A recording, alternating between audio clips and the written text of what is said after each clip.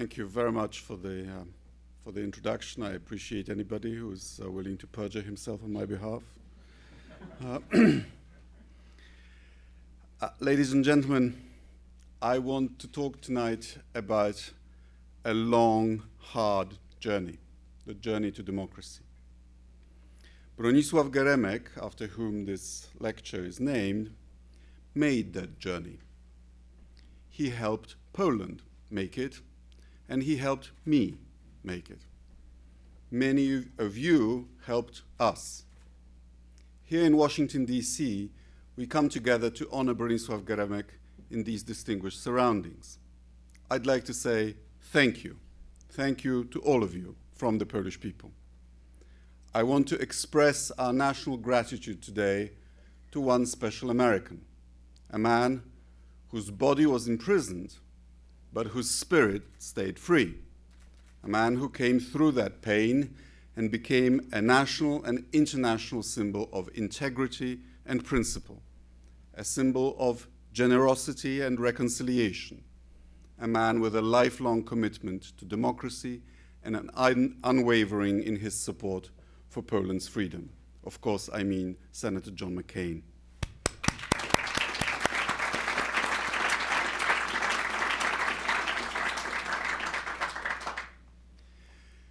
Time passes, years go by.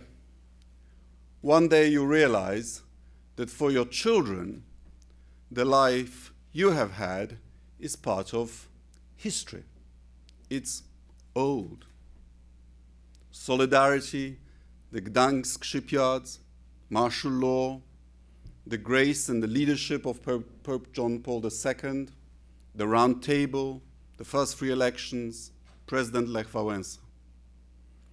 A Polish student born in a free society in December 1991 today finds it hard to grasp what it was all about, especially General Jaruzelski's scary spectacles.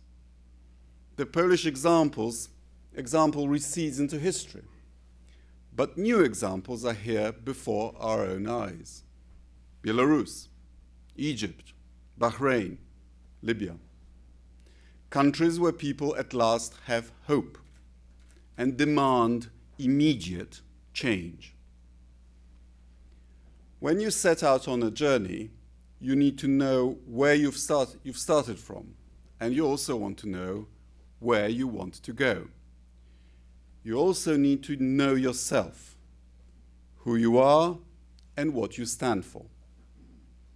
Bronislaw Geremek looked deep into his own heart to answer these questions. He was still a boy when his father was murdered at Auschwitz, and Stalinists took over Poland. He joined the Communist Party in 1950, an idealist 18-year-old. I quote, "The world had burnt before my very eyes. The existence and power of the Communist Party were inevitable. I believed I could play a positive role." In 1968, when the Soviet Union attacked Czechoslovakia, Bronislaw Geremek changed course. He abandoned communist illusion forever, and he worked to build freedom. He was interned after martial law was declared in 1981. Like John McCain, he kept going. He helped bring about Poland's free democratic elections in 1991, and he became Poland's foreign minister. It is humbling to follow in his footsteps. Fighting a vicious regime is painful. It may lash out, killing hundreds of people, as Gaddafi has been doing in these last few days. And people must look at themselves and answer questions.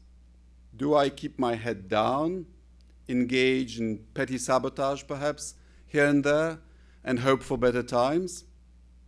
Or do I raise my head? Do I risk all to be free?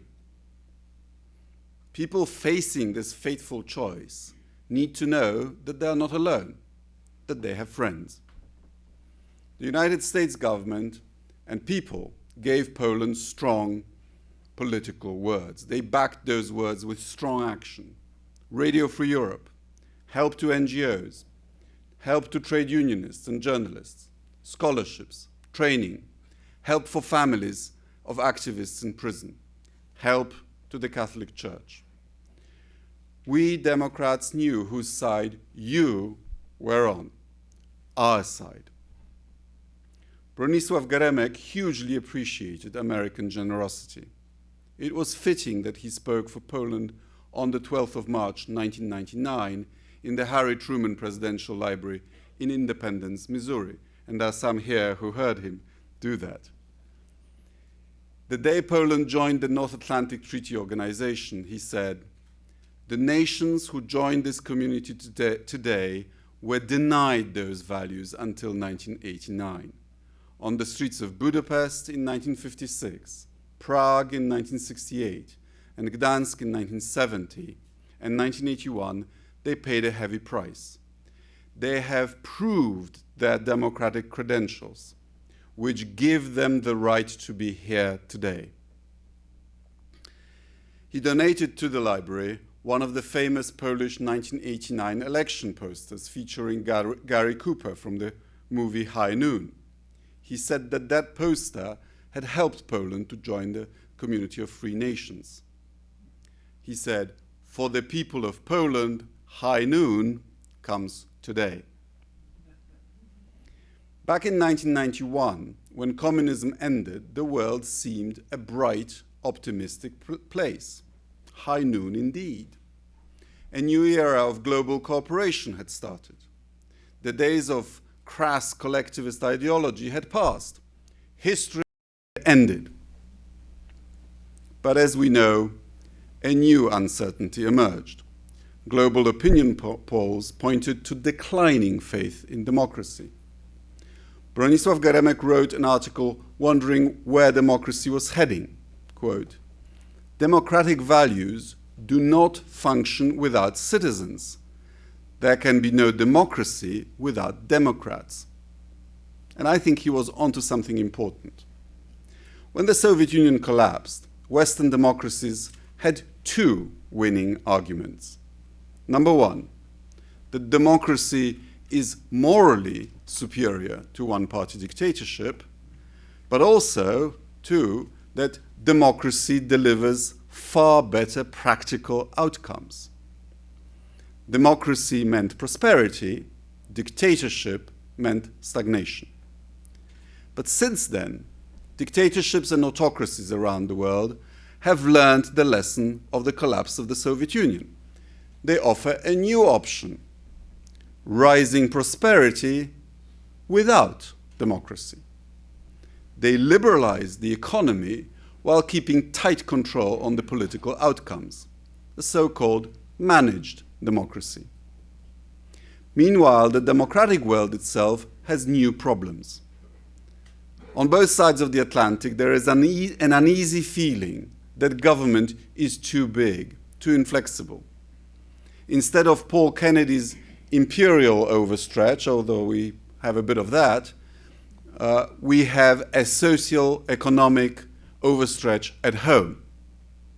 And hence our dilemma: how to market modern pluralism in the Middle East or the developing world when Russia and China are offering a dynamic but undemocratic alternative.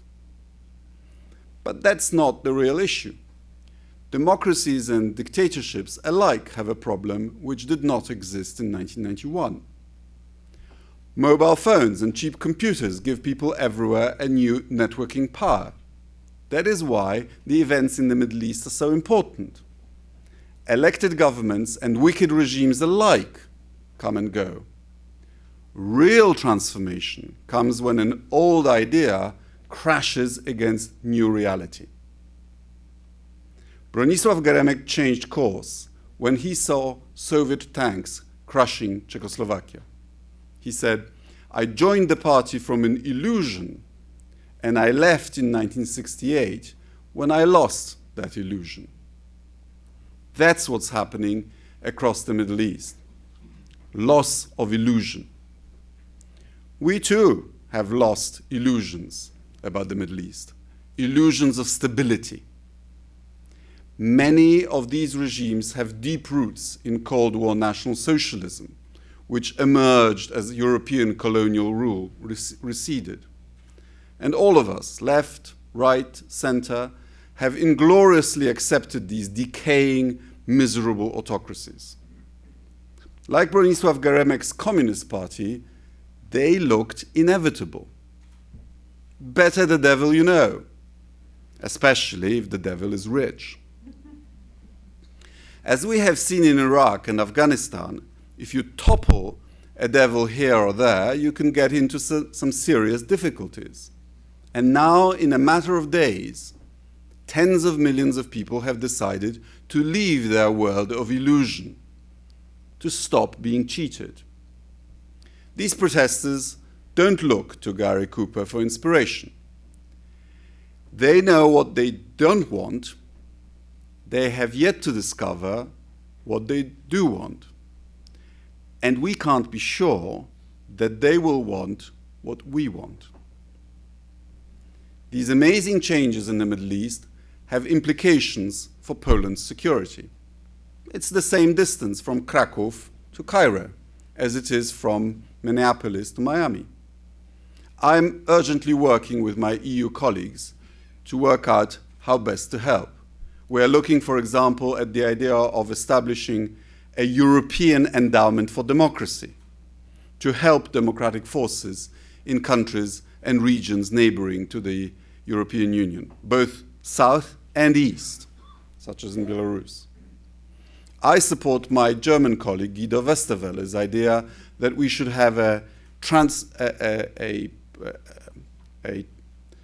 transformation partnership and a partnership for transformation, that we should continue to have an activist neighborhood policy in both directions. Let's also be smart. Let's tie EU support to democratic performance in partner countries. From July to December this year, Poland will hold European Union's presidency for the first time. These dramatic events that are unfolding on our television screens will be a huge theme and challenge for our presidency. But we also have unfinished democracy business in Europe itself. On Poland's own border, Europe has its own Colonel Gaddafi. He's called President Lukashenko of Belarus. Last year, I joined Secretary of State Clinton at the Assembly of the Community of Democracies. We gave a warm welcome to the delegation from Belarus. Since then, Belarus has had another phony election. Guess who won? President Lukashenko gave himself another term in office, and I have not yet met a person who believes the announced result of 80%. Warsaw recently hosted a conference to mobilize support for the pro-democracy cause in Belarus. Strangely enough, President Lukashenko was not grateful, and he called me on Belarus TV of swine flu having affected my head. Well, that was a compliment. Mr. Lukashenko, turn on your TV now and watch what happens in Libya. And I hope you come to the conclusion that the dialogue with the opposition is good for everyone, including you in the long run. Events in the Middle East show that we are fast entering a new phase in the spread of democracy, or at least a new pluralism. People living under dictatorships are finding out who they are. They are realizing that the only thing they have to fear is fear itself, as FDR famously said. Helping to build pluralist societies is back on the agenda. Democratization is not shorthand for bombing Iraq. We need to help countries where political parties, rule of law, ideas of separation of powers scarcely exist today. But I believe that Poland has learned the hard way how to move from oppression to freedom. Free elections are the easy bit, as we know. Then comes the long slog. building democratic institutions and democratic practices, above all, self-discipline to make democracy work. And there are no shortcuts. Poland and its people are now 6 times richer than we were in 1989. That's a major improvement. But a long way to go before we catch up with countries that were not held back by communism. Tunisia, Egypt, Libya are all starting on that long journey. One day, Belarus, Cuba, and North Korea will start too. We can't tell them what they want or try to impose an outcome. These days, that just wouldn't work. What we can and must do is offer a principled, generous, helping hand. Poland is ready to lead Europe as an active partner for the United States in exporting the technology of democracy wherever it is needed and welcomed. Poland today is a country of success, embracing freedom and ready to share it. Poland knows about sequencing key reforms. We know about dismantling oppressive army intelligence structures. We understand the moral dilemmas in opening up secret police archives. We also now know about honest money. For example, our national position on government debt is one of the strongest in the Western world. Above all, like Senator McCain, we understand the pain of reconciliation between people who were oppressed and those who did the oppressing. Because reconciliation brings confidence. Reconciliation allows a society to stop looking back at hatred and mistrust and look to the future instead. Bronislaw Geremek made his own journey. He knew about reconciliation. He would be thrilled at what is happening in the Middle East today, and that Poland is leading the European Union in supporting the people of Belarus, Ukraine, and Georgia. He would not be naive. He knew that not every popular upheaval has a happy outcome.